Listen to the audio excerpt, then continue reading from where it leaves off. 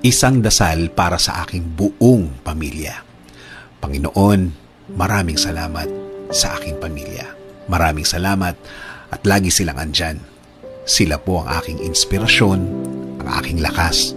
Sila po ang nagiging kakampi ko sa mga pagsubok ng buhay at laging nakaalalay kapag kailangan ko ng suporta. Lord, kasama po ng aking dasal na ito na mas mapalapit sila sa iyo, mas makilala ka nila, mas malaman pa nila ang iyong kabaitan, kasama ng nakita nila sa aking buhay na ikaw ang pinagkukunan ko ng lakas sa araw-araw.